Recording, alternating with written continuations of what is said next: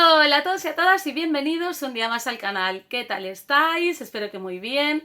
Hoy es 1 de diciembre, mes de los calendarios de Adviento por excelencia, y yo he querido aportar mi granito de arena creando uno un poco particular. Durante los próximos 24 días iré subiendo un vídeo nuevo a diario. Cada día abriremos una casita nueva hasta llegar al día 24 y descubriremos un nuevo misterio, un nuevo caso. Algunos seguramente ya los conoceréis porque serán bastante sonados, otros intentaré que sean un poco menos conocidos, así os sorprendéis a la vez que yo los voy contando, pero espero que todos ellos os gusten. Pero antes de nada y de abrir la primera casilla, a ver de qué misterioso caso vamos a hablar hoy, os pediré que si no estáis suscritos os suscribáis, activéis la campanita para no perderos ninguna de mis actualizaciones, que como acabo de deciros este mes voy a estar más activa. ¿Os imagináis que al final se quede en un caso solo? Será el calendario más corto de la historia, pero vamos a creer que eso no va a suceder.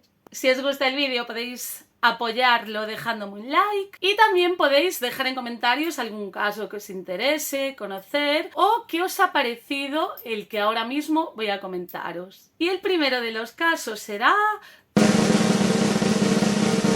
Así que sin más dilación, ¡empezamos!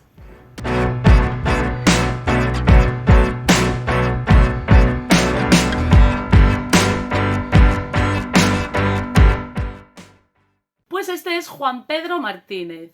Creo que hay muy poca gente que ve esta foto y no le suene, al menos personas de mi edad hacia atrás, ya que ha sido un caso súper mediático. Y en la actualidad, han pasado ya 36 años, todavía se sigue hablando de él. Y esta foto que os decía es súper característica. Se ha compartido muchísimo y es la que suele usarse para hablar de este caso en cuestión. Si ya lo conocéis, os lo recuerdo un poco. Es un caso muy misterioso. De hecho, la Interpol lo ha catalogado como uno de los casos más misteriosos del mundo. Ha pasado, como os decía, hace 36 años, en el año 1986, y todavía no se sabe muy bien qué ha pasado. Es una de las historias más inquietantes y, como veréis a continuación, son demasiadas las hipótesis que se han generado en torno a este caso. Pero antes de entrar en eso, como siempre, os empezaré contextualizando un poco la historia. Este es, como os decía, Juan Pedro Martínez, un niño murciano de 10 años,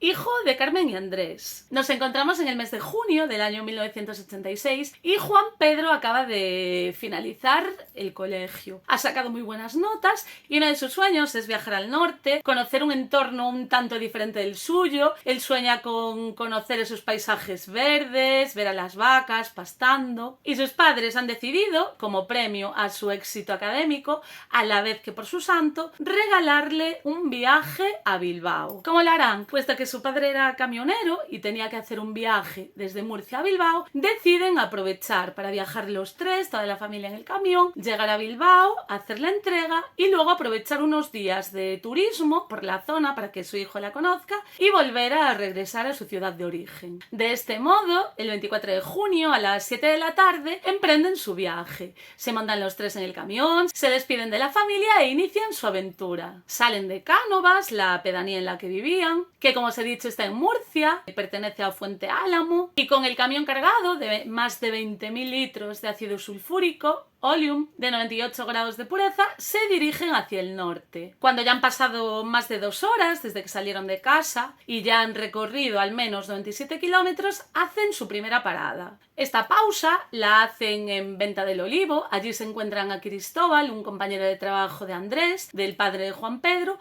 Entonces aprovechan para tomar un café juntos. Carmen decide en esta ocasión no acompañarlos y espera en el camión, mientras Juan Pedro y su padre toman algo con el compañero del trabajo de Andrés.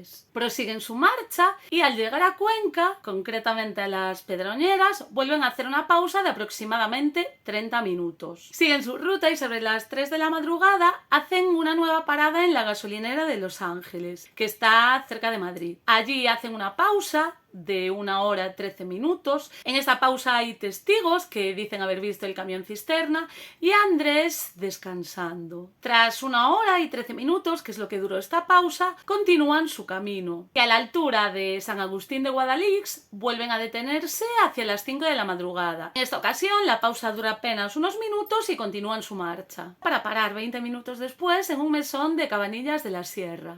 El mesón en el que paran se llama Mesón Aragón, aunque es más conocido como El Maño, y lo hacen tras haber atravesado la Comunidad de Madrid con el fin de desayunar, coger energía y ya disponerse a hacer la recta final del viaje. Como prueba de que han estado allí, en el mesón, que han estado desayunando, existe el testimonio del camarero de Felipe que los atendió. De hecho, dijo haberse fijado en la familia porque le llamó la atención Juan Pedro, ya que llevaba un jersey y un pantalón corto a juego, ambos rojos. Y así es como Felipe recuerda haber visto a esta familia. Se sentaron y estuvieron allí pues cosa de 15 a 20 minutos. Se lo tomaron y se marcharon. O sea, y al marcharse, pues yo en esto de que salía fuera de la barra, pues entre la ventana, nada más marchasen al momento, yo vi que salía una cisterna, o sea, un camión cisterna. Pero vamos, yo no vi tampoco de que fueran ellos ni nada. Con el estómago lleno, vuelven a subirse al camión y aunque no hay constancia, porque nadie los ha visto subirse, de que hayan ido los tres juntos, tampoco hay nada que haga pensar que no iban. De hecho, si os fijáis, en el testimonio del camarero que los había atendido, dice que no los vio subirse, pero que vio como la cisterna, que se supone que era en la que viajaban, se alejaba de un modo normal. Lo que hasta este momento es un viaje que transcurre con total normalidad, de un camionero que recoge su carga en el punto de partida y la lleva a destino, en este caso con la peculiaridad de que va acompañado por su familia, como otros tantos camioneros que también lo hacían y lo harán en la actualidad, para enseñarle a su hijo un nuevo paisaje. La familia sale de Murcia el 24 de junio, se han pasado la noche viajando y acaban de desayunar. Lo que hasta el momento, como os decía, es totalmente normal, va a dar un giro inesperado. Son cerca de las 6 de la madrugada y Andrés se dispone a subir al puerto de Somosierra. Recordemos que lleva el camión cargado con más de 20.000 litros de ácido, lo que va a hacer que este ascenso sea bastante lento debido a la pendiente y a la carga. Sin embargo, aunque lento, no debería hacer paradas. Pero no fue así. En unos 20 minutos hizo 12 paradas, siguiendo los datos que se muestran en el tacógrafo. Pero esas paradas duraron apenas unos segundos, excepto una más larga que rondó entre los 20 y los 30 segundos. Cuadraría con un atasco si no fuera porque no había nada de tráfico esa madrugada. Y lo más perturbador no son las 12 paradas que va haciendo tras alcanzar la cima. Andrés, que hasta el momento llevaba una velocidad normal con su camión, empieza a alcanzar unas velocidades totalmente anormales y en un sitio que para nada es aconsejable debido a la carretera. Es una carretera de doble sentido con un montón de curvas, un puerto de montaña, en los que debería ir a velocidades muy bajas y más si tenemos en cuenta la carga que llevaba. Sin embargo, Andrés, tras esas paradas extrañas, inicia el descenso a toda velocidad. Como consecuencia, y como no podía ser de otra forma, se cumplen los peores presagios. Andrés se encuentra varios camiones en su camino, empieza a rebasarlos, pero de pronto aparece otro de frente. Quiere esquivarlo, pero no da, choca con uno de los que viajaba en su mismo sentido y acaba volcando, como era de esperar, con un trágico final. El camión se estrella y sus ocupantes fallecen totalmente en el acto. Todo podía tratarse de un fatídico accidente con un final fatal, pero sin embargo, cuando la policía llega al lugar del acto, hace sus primeras investigaciones, encuentra la documentación de Andrés e intenta ponerse en contacto con la familia de los fallecidos para contarles lo que ha pasado. Recordemos una vez más que nos encontramos en el año 1986, la familia no contaba con teléfono en su casa, entonces Entonces la policía llama al bar para contarle qué ha pasado, para que localicen a familia y para darle la triste noticia. No es como ahora que te llaman al móvil, te cuentan, no. Antes el proceso era mucho más largo. Juan, el tío de Juan Pedro, es el que se entera de la noticia, porque como os he dicho, se lo cuenta el camarero del bar, y va a contárselo a su madre, a la abuela del niño. La madre se queda descompuesta y lo primero que se le viene a la cabeza es preguntar por el chico. Y dice, el zagal.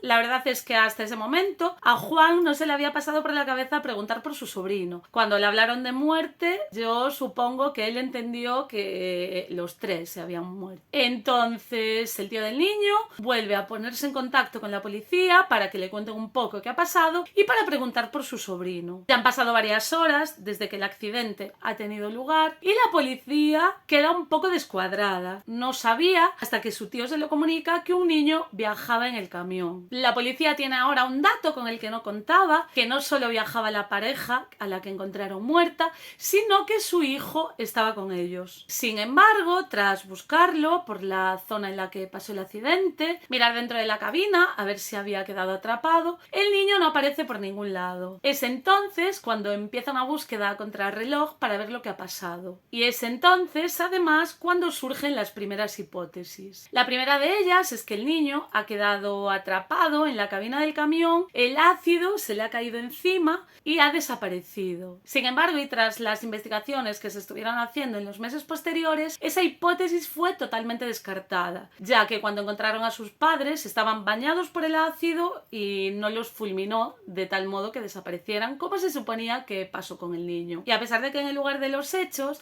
lo único que se encontró fue una goma de la zapatilla de Juan Pedro, se descartó totalmente esa opción, ya que de haberse disuelto en el ácido que transportaban tendrían que haber quedado restos, como por ejemplo los dientes, y no encontraron absolutamente nada del niño. Para que esas comprobaciones fueran más reales, hicieron pruebas con animales e incluso llegaron a meter un trozo de carne humana para ver el procedimiento que seguía, si se descomponía, y 7 días después de haber introducido la carne en el ácido, esta empezaba a deteriorarse, que no a disolverse. Como os decía, tras las debidas comprobaciones y simulaciones, esta opción fue totalmente descartada, aunque hubo gente que discrepó de esta opción, que creía que sí era posible disolverse en el ácido. Una de las personas que defendía esta opción era Lucas Hernández, especializado en química analítica y catedrático en la Universidad Autónoma de Madrid. Como os he dicho, él no cerraba del todo la puerta a esta posibilidad. Evidentemente, si le cayó sobre el niño una cantidad grande de ácido sulfúrico y estuvo en contacto con él durante un periodo de tiempo relativamente largo, pudo ocurrir. Ahora, ¿ocurrieron los hechos así? Pues no lo sabemos. Otra de las opciones también defendidas era la rotura de los frenos del camión. Quizás una rotura o un fallo en los frenos pudiese explicar el descenso tan rápido que hizo Andrés. Aunque también se descartó esta opción, ya que Andrés, antes del viaje, había invertido unas 700.000 pesetas de la época en revisar el camión. Y en esa revisión también se habían supervisado el funcionamiento de los frenos. Para quien no lo sepa, 700.000 pesetas son algo más de 4.200 euros. Al cambio, aunque en aquella época era mucho más dinero del que es ahora. Por lo tanto, nos encontramos ante un gasto muy importante para poner a punto el camión. Enrique Marañón, vicepresidente de Tradimer, una asociación de transportistas, no tenía ninguna duda de que no había sido un fallo en los frenos. Si este hombre tenía algún problema mecánicamente con el camión, evidentemente, aunque hubiera parado cuesta arriba, no se hubiese tirado el puerto cuesta abajo. Otro tema que quiero aclarar es que este camión creo que era un Volvo F12. En caso de que este coche discrepo con el compañero que ha salido antes, que fue testigo directo del accidente, en caso de que este coche se hubiera quedado sin freno, el coche él se hubiera hecho, porque el coche, la cabeza tractora, aunque la plataforma se quede sin freno, la cabeza tractora se bloquea, y lo hubiera hecho la tijera, inclusive hubiese volcado mucho antes de llegar a donde volcó. Un camión subiendo, pues todo el mundo, aunque no sea profesional, sabe que cuesta mucho recuperar otra vez la inercia del camión, porque se hace a base de motor, y más cuando se lleva una mercancía tan peligrosa y tantos kilos detrás, y más en el sitio donde ustedes han hecho mención antes. Evidentemente este señor tuvo que tener algún problema porque lo más difícil del puerto, como antes he apuntado, lo pasó. O sea, si el camión es una avería mecánica, que él no puede tener ningún tipo de control sobre el camión, no llega hasta donde llegó. Tras haber descartado estas dos posibilidades, que el niño hubiese desaparecido en el ácido y que hubiese un fallo en los frenos, se siguió trabajando para intentar averiguar qué había pasado con Juan Pedro. Otra de las opciones que se barajó es que el niño hubiese salido despedido de la cabina, se hubiese caído en los matorrales que había cerca de donde fue el accidente y hubiese escapado corriendo asustado. Sin embargo, sin tener en cuenta que lo más probable en un accidente de estas dimensiones fue que se hubiese muerto en el AL, no podría por tanto haber escapado monte a través, y por supuesto se hubiese encontrado en alguna de las batidas que se hizo, y eso no pasó. No se encontró ni al niño ni una sola pista que llevase hacia él. Una cuarta hipótesis de la que se habló, tal vez un poco más loca y que no mucha gente se creyó, fue de la abducción del niño por parte de unos seres que se bajaron con unas túnicas blancas de una furgoneta blanca. Aunque para ser sinceros, a esta opción no se le dio demasiada fiabilidad. También se dijo que el cuerpo del niño, descompuesto, podía haber quedado sepultado bajo el amasijo de tierra que se generó al volcar la cuba del camión y que debido a la gran cantidad de contaminación ambiental, los perros no habían podido detectarlo. Pero una excavadora perforó el suelo buscando algún resto orgánico, pero tampoco dio sus frutos esta búsqueda.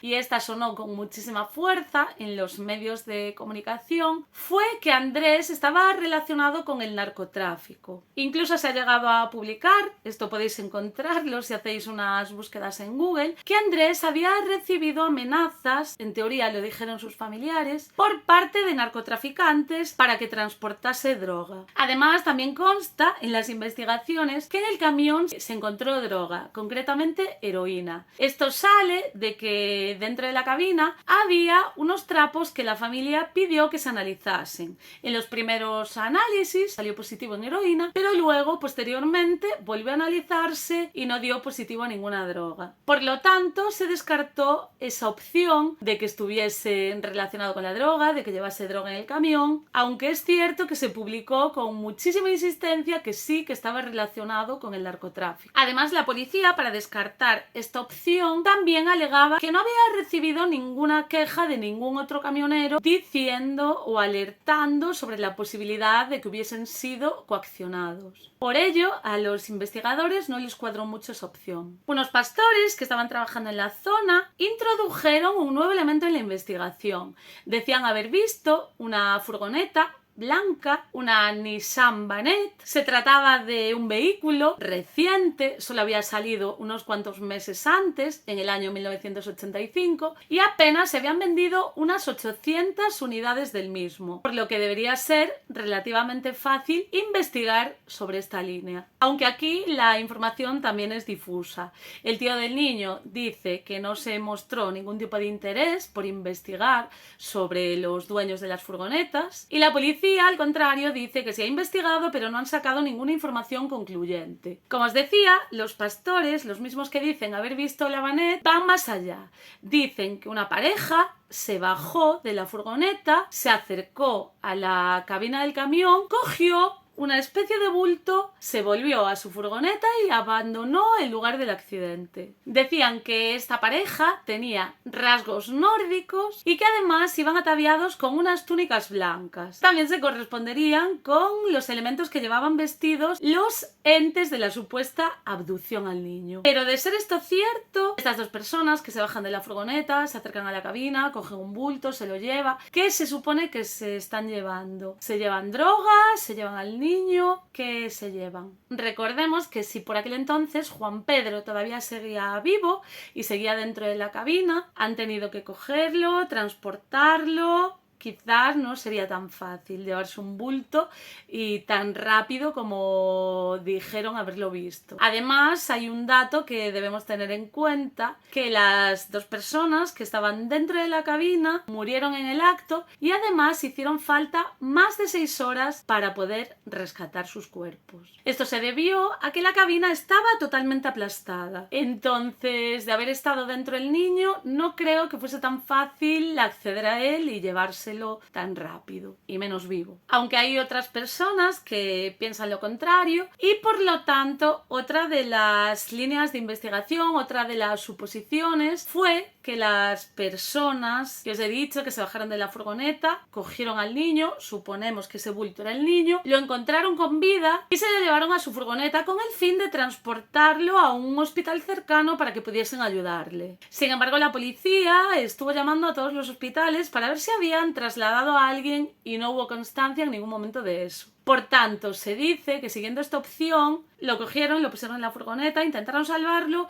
y por el camino el niño se murió. Entonces se asustaron y decidieron deshacerse del cadáver. Lo que parece estar más que claro, y a pesar de que este ha sido catalogado como uno de los casos más misteriosos del mundo, según la Interpol, quizás esto se deba a que la investigación no ha sido tan eficiente como debería haber sido. Por ello, y ya siguiendo su desesperación, Juan García Legaz, que es el tío del niño, os he hablado antes de él, decidió, visto que la policía no le hacía tanto caso como él quería, no se involucraba tanto en el caso como era de esperar, decide hacer sus propias averiguaciones. Lo primero que hace es reconstruir el camino que hizo su familia en un coche. Solicita el tacógrafo, que hasta el momento no se había pedido, la policía no había solicitado el tacógrafo, algo básico para poder conocer, por ejemplo, las 12 paradas que hizo, extrañas, y que parece ser que es ahí donde está la clave de lo que ha sucedido después. Tras haber hecho el viaje en el coche y no sacar muchas conclusiones, entrevistó a las personas del pueblo, habló con testigos, intentando conocer el paradero de su sobrino. Posteriormente, y con el fin de hacer una simulación mucho más fiable, volvió a hacer el recorrido que había hecho Andrés, el ascenso y el descenso al puerto de Somosierra, en un camión de similares características, aunque con la mitad de la carga. Y obviamente no alcanzando las velocidades de 140 km/h en la bajada. Juan García Legaz tiene muy clara su hipótesis y tiene muy claro que el niño no viajaba en el camión en el lugar del accidente. De hecho, la hipótesis que él defiende es que las 12 paradas, si os acordáis, que hizo en el ascenso al puerto de Somosierra, cree que alguien le estaba bloqueando el camino. Quizás pudiese tratarse de la furgoneta que más adelante dijo haberse visto en la zona. La teoría es esa: asciende, va haciendo paradas porque alguien le bloquea el camino, que la policía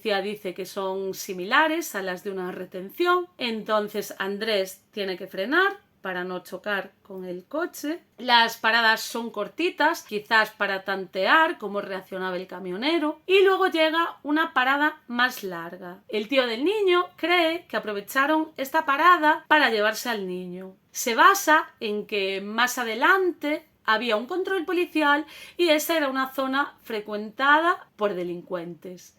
Cree que le dieron un fardo de drogas, se llevaron al niño y le dijeron: cuando paséis el control policial, hacemos el cambio, nos dais la droga y vosotros volvéis a recuperar a vuestro hijo. Es entonces cuando alcanzan la cima y Andrés alcanza unas velocidades desmesuradas, tanto para las características de la carretera como para la carga que llevaba. Sin embargo, loco de que se llevaran a su hijo, persigue al vehículo en el que fue metido hasta que se encuentra con los camiones, que intenta adelantar, pero como viene otro de frente, no da mantenido la maniobra, choca y vuelca, llegando al fatal desenlace. Se supone que es entonces cuando vienen los de la furgoneta, cogen el bulto, que en teoría le han entregado antes para que pase el control. De este modo, en el momento del accidente, Juan Pedro se encontraría a salvo, pero en manos de sus captores, que se supone que son unos narcotraficantes. Pero en el caso de ser esta versión la buena, la que defiende el tío, si la policía hubiese seguido la investigación, hubiese tenido en cuenta los datos de la furgoneta, la Vanet,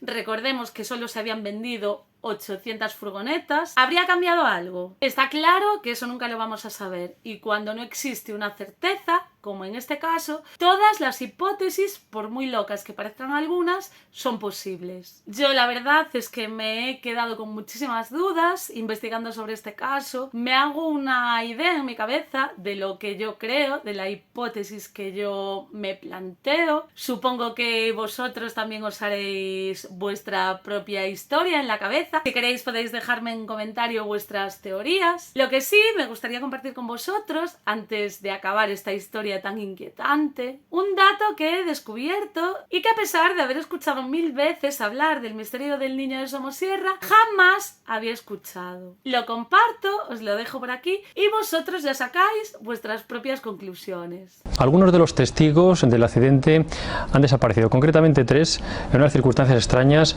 uno en un accidente de carretera, un choque frontal, y 2 atropellados por un coche de las mismas características y con una matrícula de la misma provincia. ¿Esto es casualidad? ¿Lo han investigado ustedes o es un dato simplemente que está ahí? Mire usted, yo creo que eso se debe más que nada a la casualidad, a una desgraciada casualidad, porque me cuesta mucho pensar que detrás de este accidente exista un nivel de organización tal que vaya eliminando a posibles testigos que tampoco es que hayan aportado un dato tan fundamental como para poder aclarar el suceso por sí solo. ¿Cómo os habéis quedado? A pesar de que la policía lo tacha como una terrible casualidad, ¿vosotros qué creéis? ¿Que ha sido casual? ¿Que ha sido orquestado? Desde luego a mí me ha sorprendido muchísimo. Y hasta aquí el vídeo de hoy, espero que os haya gustado. Si es así, dadle a like, no olvidéis suscribiros si no estáis suscritos. Y recordad que mañana nos vemos con un nuevo caso, abriremos la casilla número 2 del calendario y a ver qué nos depara. ¡Hasta pronto!